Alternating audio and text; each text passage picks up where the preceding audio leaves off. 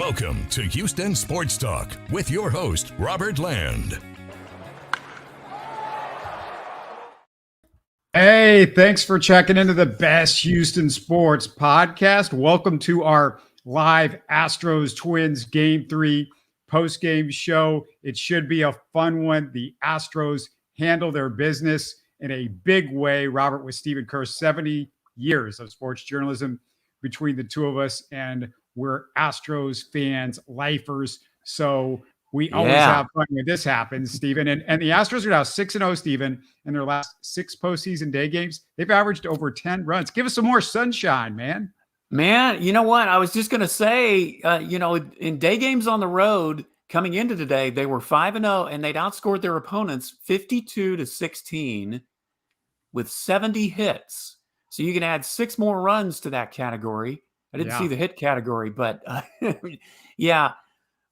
love it when the Astros play the afternoon games. I think I said it the other day that, not just for the fact that, that it's earlier, but they play better, especially on the road anyway. So, man, it's just amazing what the Astros do on the road this whole season. They were 51-31.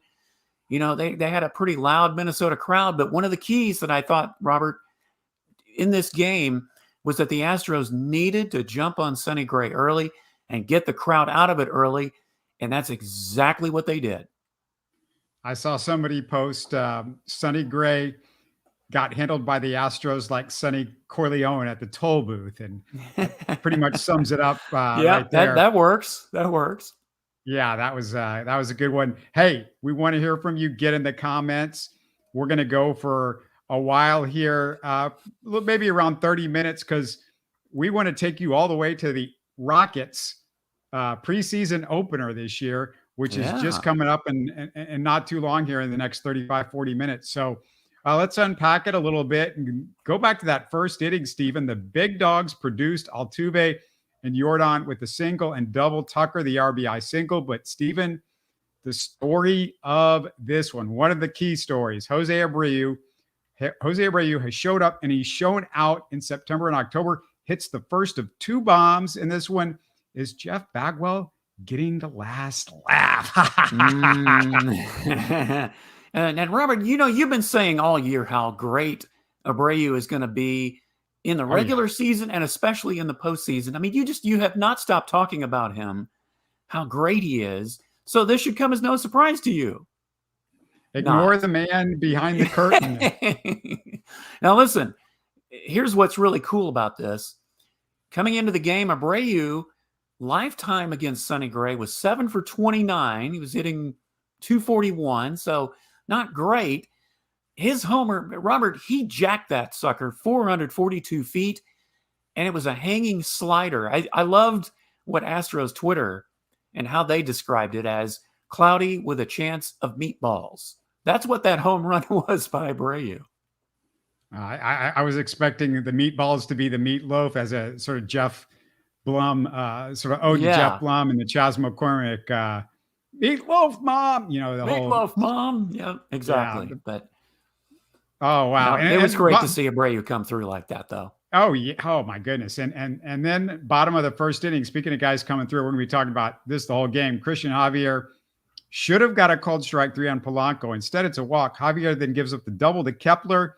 Could have messed with Javier's head, but Stephen, big moment among many big moments for him. He strikes out Lewis and that Correa guy. What's his name? Carlos something or other. Yeah, did I call him an Astros killer the other day? Maybe I jinxed him. Well, good. I'll call him an Astros killer again today if that's what it takes, which he wasn't.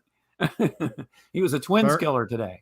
Oh my goodness. And then in the third inning, Yordan on third with 1 out. Abreu strikes out this time. Couldn't put it in play. Yonder strikes out, missed opportunity. Bottom third, Twins get a couple on, but Cristian Javier escapes another jam. It was just one after another. Well, you know what? It didn't feel like a shutout, Robert. And you think about it, he only gave up 1 hit in the 5 innings he pitched. And I'll tell you, going back to that first inning especially, I'll tell you something about Javier, and I'm sure, I think we've noticed this before. He likes to wind that pitch clock down to a mere second. And you may have noticed in that inning, the first couple innings, Robert, the Twins crowds noticed because they kept counting it down, 5, 4, 3, 2, 1. Kind of made me wonder, though, did Javier even understand them? Because I'm not sure, and I'm not making fun of him. I'm just saying, I think he mostly uses an interpreter. So whether he heard them or not, it didn't seem to faze him at all. And when he did get into trouble, I think the Twins, they had chances in the first, third, and fifth innings especially. He bore down. I mean, this was the Javier that we wanted to see. This is the Javier we were used to seeing early on. He bore down when he had to. He made the right pitches when he had to. And his breaking stuff was really working today, too, for the most part. A couple of things to keep in mind. I've said it all year long. It looks like he has a tired arm, the short off season, the World Baseball Classic. He didn't have the regular ramp up. He had a couple of weeks between starts. He hadn't started in a while because of the long off period there. And I think that helped his arm out. I saw a little bit more juice. You saw that fastball jumping a little bit. Yeah. And you also have to talk about Martin Maldonado. And I know the Astros fans don't want to hear this, but they made a mention of it on the broadcast a couple of times, and he calmed him down in key points in this game. Well, Robert, this is, and I was going to bring this up too. This is what we've been talking about all year long, why Martin Maldonado is behind the plate. And you know what? He even helped him at the plate today. He was 2 for 3 with a sacrifice bunt. But here's why, and you saw Yordan Diaz, I'm glad he got a chance to be the DH today, but it's obvious he looked a bit lost.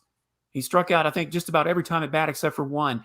But this is why you have Maldonado in there. He was able to calm Javier down when he needed to, and he was as much a steadying force, behind the plate for Javier as anyone else. Yeah, and it was good that Yordan got a chance to get in there in a blowout. You didn't look bad that he did struggle at the plate, and you didn't have I believe to say, he was the only Astro that didn't get a hit, if I'm not mistaken. Yeah, I think everybody else in the lineup got one. Yeah, you won't see that on your basic social media sites from Astros fans because there's a narrative out there that they want to talk about. But it's a big deal that he at least got his feet wet a little bit. Yeah. And the other part about it was that, Yordan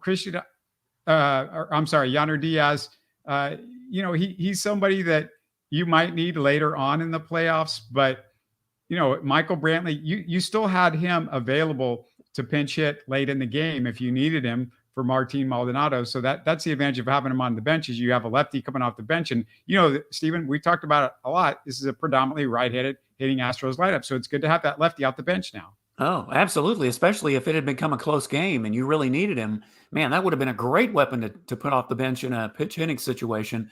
And, look, I'm glad Dusty made the move. I'm glad Diaz was in there. It turned out it really didn't matter. It could have. But I think that this will at least, maybe get some of the jitters out and he can start being the hitter. But, we don't know how much more playing time he's going to have. I'm sure he'll get some more, depending on how long the Astros go. So, yeah, it worked out all the way around. You still had Brantley available if you needed him.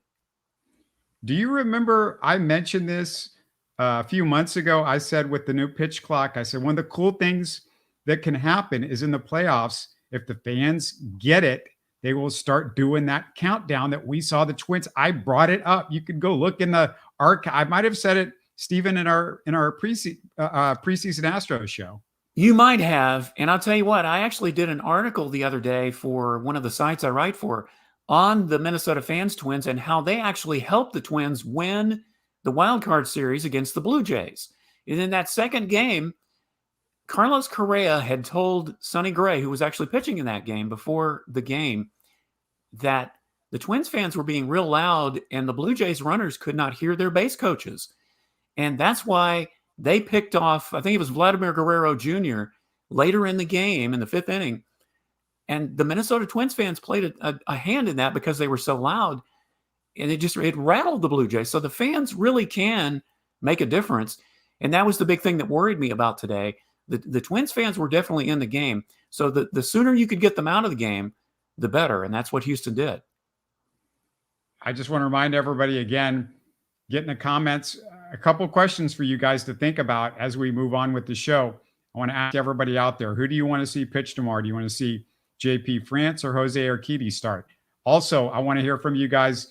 Did you not like the fact that Chas McCormick wasn't in the lineup in this game, or that Yainer Diaz was batting sixth? Is there anything that you didn't like about what Dusty did, even though it seemed like everything worked perfectly? So that's something to think about. Let's go to the fifth inning. In the meantime, Bregman adds a solo shot, but Stephen, right before the Breggy bomb, they did a dugout interview with Dusty. And in two questions, the two questions that he got, he defended Abreu and Maldi. Just found it funny that when he was asked about Cristian Javier, he immediately gives credit to Maldi. And it sounded like Dusty is like on Twitter day and night, Steve. Maybe he is. And he's just being secretive about it. I don't know. But, sometimes, Robert, we spend most of the regular season questioning this and questioning that.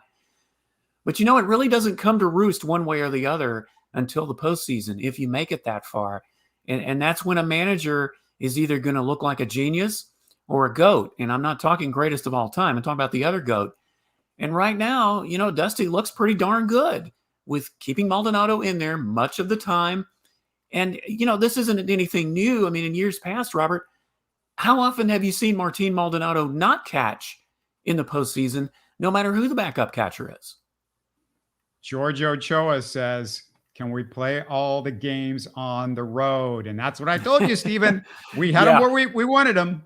Yeah, I know. That's how I felt coming into the series too, George. I was a little worried about the Twins fans, but I also know how good the Astros are on the road, and they're very good at handling that kind of adversity. But yeah, the way they played at home sometimes, they got game one. But boy, in game two, it looked like just like they played at home most of the year when they went 39-42. So that's a great comment. All right, let's keep moving through this one because there was a lot of good stuff. Bottom five, umpire Bill Miller misses that foul tip on what should have been strike three. Incredibly idiotic that a foul tip, Stephen, would not be reviewable, especially when a hit by pitch is reviewable. Yeah, it is crazy. I mean, that's the frustrating part. You can't review it. And Robert, I know, I don't know, you can tell me this. I heard it hit that bad. I know I did. Yes, I did too. It was so obvious. You heard like click, click. There were two sounds. That's what gives it away. There were two sounds, click, click. Like you said, if it had just been boom, it hits the glove, that's it. But there were two. So yeah, the umpire clearly blew that call. Thank God the game wasn't, really that close, or it could have been a determining factor. Yeah, I don't get it. Baseball's still going kicking and screaming into the 21st century. Wake up, guys. We got review. We can do it on all this stuff. But thankfully, Stephen Javier, back-to-back Ks, just an amazing performance. But you just can't say enough about what he did in this game. Well, that could have gotten into his head too. The fact that he didn't get that strikeout that he thought. But again, he bore down, got a couple of great strikeouts. And what was in his favor too, Robert, is I mentioned this, I think, in game one on the postgame show, is the Twins have the third highest strikeout rate. And Javier was, getting a lot of swings and misses. In the first inning alone, he threw 21 pitches, but 7 of the 11 swings that the Twins took were whiffs. And 4 of them were on breaking pitches. I think at one time he had like 14 of the 19 swings and misses were his slider or his breaking stuff. So yeah, he was really dealing it today. And in the moments like that, when you thought you had another strikeout, when he could have collapsed, he didn't. Cristian Javier has not given up a run in his last 16 and a third postseason innings. That's some Oral Hershiser stuff. Hey, Brian Miranda asked, Stephen, is it just me or do the Minute Maid fans always sound so much more quieter than the road opponents? No. Did you say his name is Brian? Yeah. No, Brian, it is not just you. And Robert and I have talked about this ad nauseum. And you saw it today, how enthusiastic the Minnesota Twins fans are. Now, look, I understand, the Astros fans probably were like that in 2015 when they made the postseason, and 2017 in that exciting run. I don't know if it's just the fact that you get used to it after a while, you start feeling spoiled. You think, well, we don't really need to cheer that much. They're going to win anyway. You take it for granted. And then you look at a team like the Twins, who've, they've been in the postseason, but they didn't win a postseason game for like 18 in a row until this postseason. So they're thirsty for it. They're hungry. They're loud. They're really getting into it. But it almost seems like the Astros fans are sitting on their hands most of the time, even when it's a close game. I'm just going to say, Stephen, the truth is that I've talked to every Astro fan in Houston, and none of them can talk back to me because they've all blown out their vocal cords after rooting for this team for the last 9 years. It's tough. Yeah, I know. I've talked to every fan in Houston. They deny, no, I cheer when I go to the games. Well, I can't hear you. Yeah. I can see the stupid wave that you guys do, but yeah, the cheering part, they need to get better and get rid of that stupid wave. But meanwhile, let's go back to the game because Bregman, an RBI in the 6th to go with the home run earlier. Good to see his bat get going. A lot of guys got going in this game. 6th inning, Hunter Brown, he gives up a run, but we got to talk about postseason Pena. Unbelievable defensively in this series, makes the diving stop and starts the double play. I just wasn't sure, Robert, when he got to that ball, if he could make that double play. Now, just Pena just has really made in the postseason just seems to be his thing. I mean, he's still hitting in the postseason. I think he's batting around 500 in the last 2 postseasons that he's been in. But man, the defense, you talk about saving the day. It really did save the day there.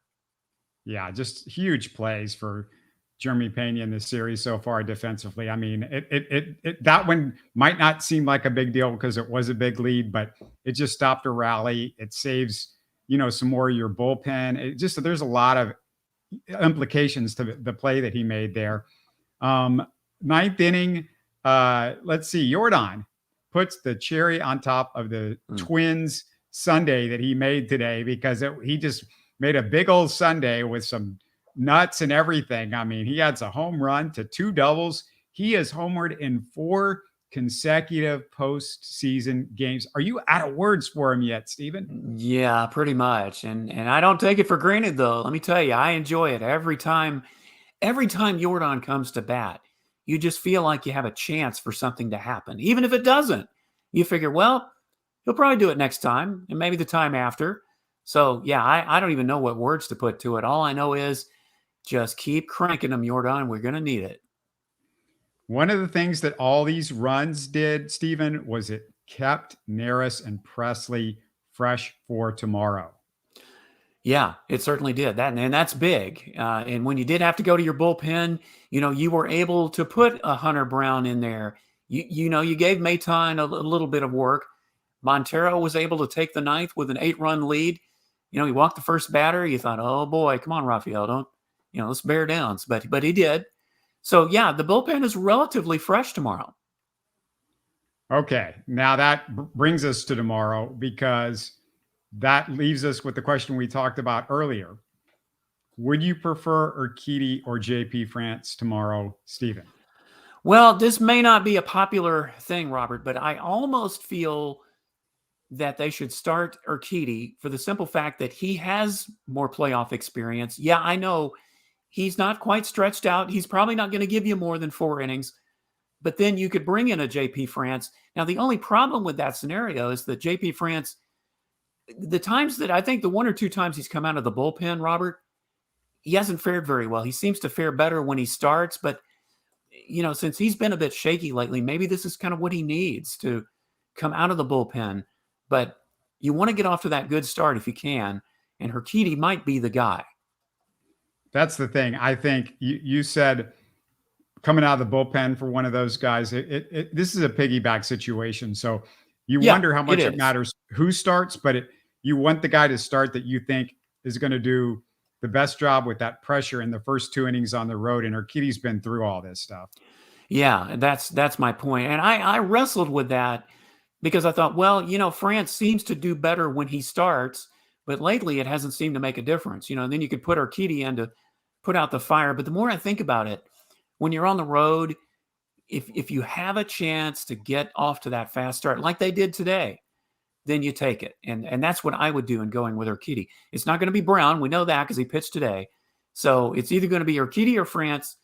And I would say Urquidy and then put France. And then, the fact that you do have a relatively rested bullpen, you've got Neris, You've got, you didn't use Stanek. You could use him in a pinch if you needed to. And of course, you've got Presley to finish it out if you need to. Yeah, Brian, who we heard from earlier, he said, send JV tomorrow. Having him pitch a winner take all scares the life out of me. And you and I have talked about this, Stephen. I think I speak for both of us when I say JV on 3 days rest, a 40-year-old pitcher that didn't look good on 3 days rest. The last time we went through this back in 2019 against Tampa, and it was a disaster.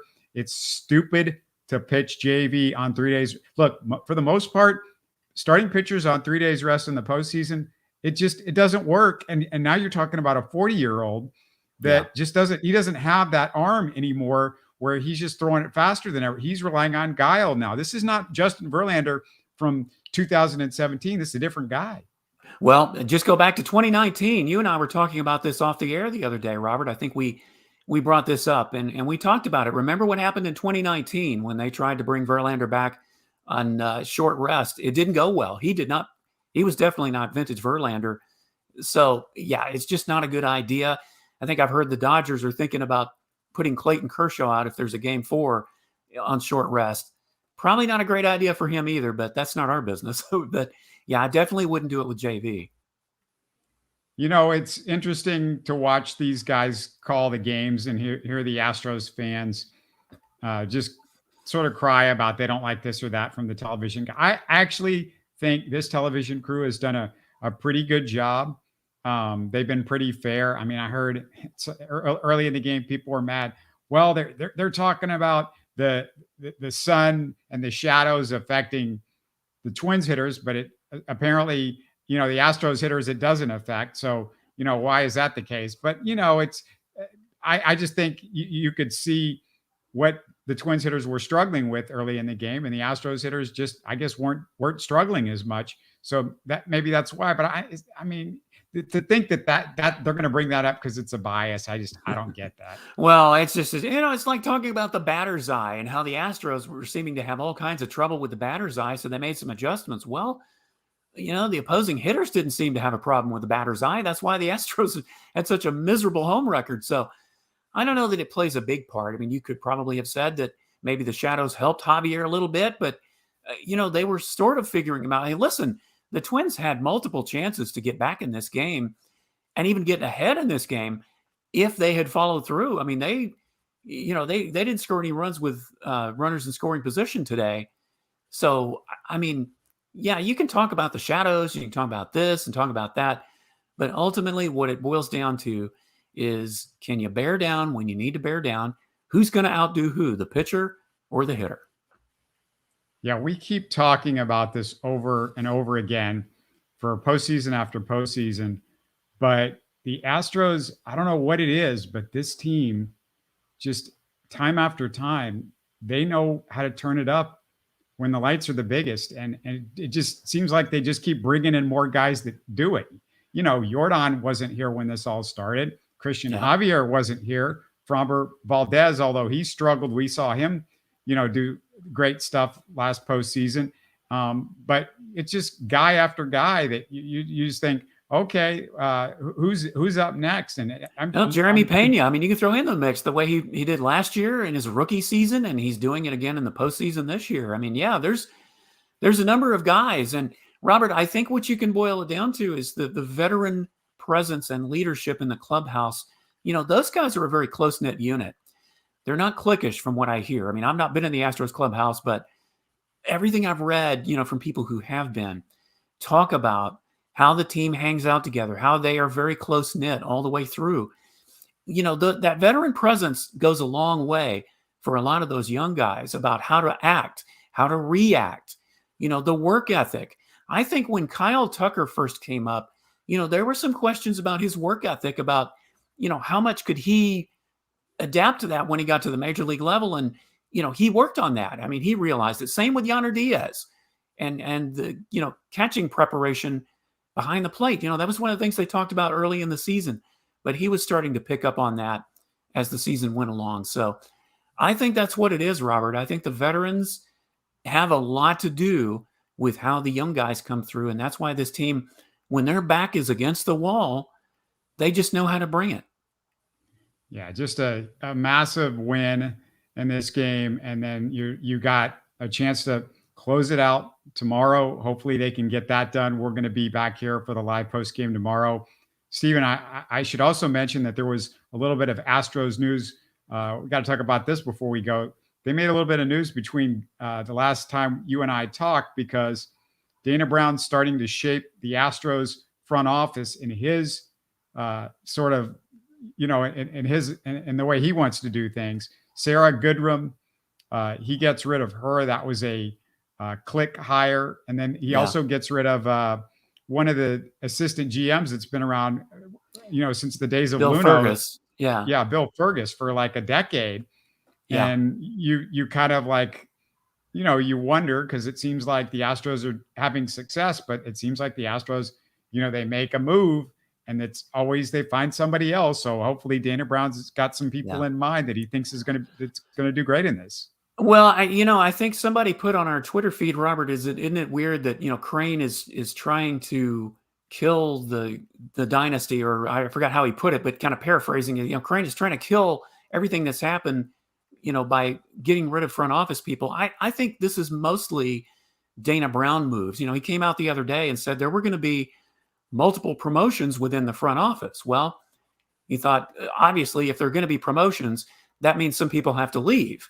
And at the time, we thought, well, maybe he knows that some people are leaving, as in resigning. But no, as it turns out, he let those two people go. And listen, it's just business. And, he's getting his people in and getting the people that he believes can take the team forward into the future. Unless we find out otherwise, that's what I'm going to believe. It's just something that happens. And Dana Brown knows a lot of people in baseball. So I am confident at this moment that he can get the right people in that he wants that will keep the momentum going forward.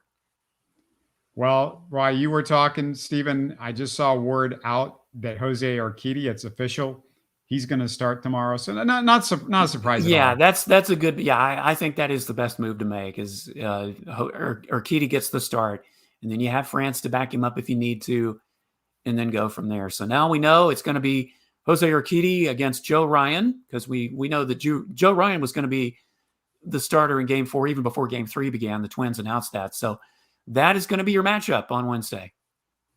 Any final things that you're thinking about before we go rest of this series, or just period? Well, just one more note on Javier. He's actually the first pitcher in MLB history to have 3 postseason starts where he hasn't allowed more than 1 hit in any of those starts. Man, that's pretty cool. 5 innings pitched, 1 hit, no runs, 9 strikeouts. It's pretty cool. Yeah, just what he's done is and you got him under contract for a while too, and it's a really good contract that you got. I mean, to have a guy that's this good in the clutch under contract for the next few years, it's a huge deal. And Ty says play Urquidy tomorrow, and if he gets in trouble, bring in France right away. Yeah, we were talking about that earlier, so we agree. We agree with that. Well, that's all we got. But hey, come back tomorrow. Right now, what is it scheduled, Steve? 1 o'clock? 1 o'clock tomorrow? At the moment, as we're live, of course, it is 1:06. But we have to keep in mind that the Rangers-Orioles game is going to determine what time the game actually is.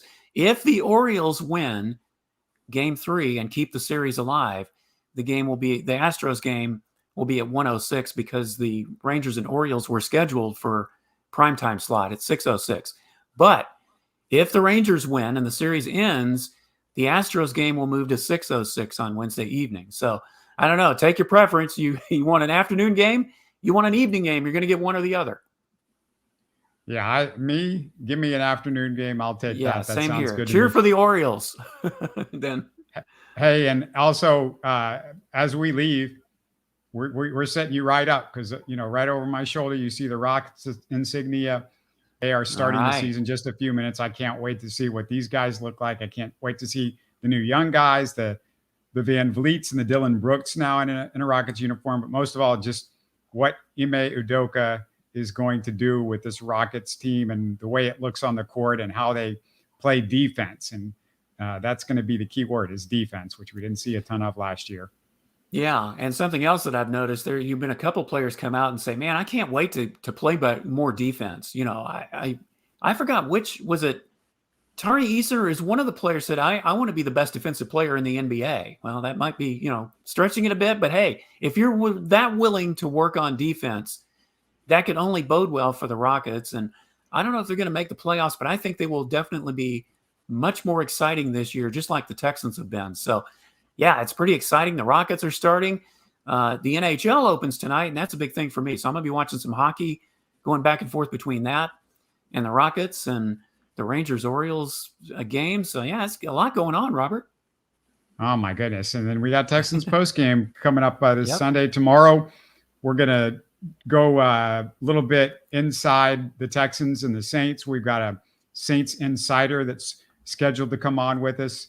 We're trying to get an insider pretty much every week now, if we can, on whoever the Texans opponent is. But that should be up, I think, Thursday. I'm going to wait till Thursday to put that show up so you guys can digest the Astros post-game show tomorrow. But thanks, everybody, for joining us. Thanks a lot, Stephen, and we'll see you tomorrow. All right. You're listening to Houston Sports Talk. Hey, don't forget to support us by subscribing and commenting on YouTube. You can always listen to us on Spotify, Apple, or your favorite podcast app. Tell your friends about us and share our show links on social media. Spread the word, everybody. Thanks for listening.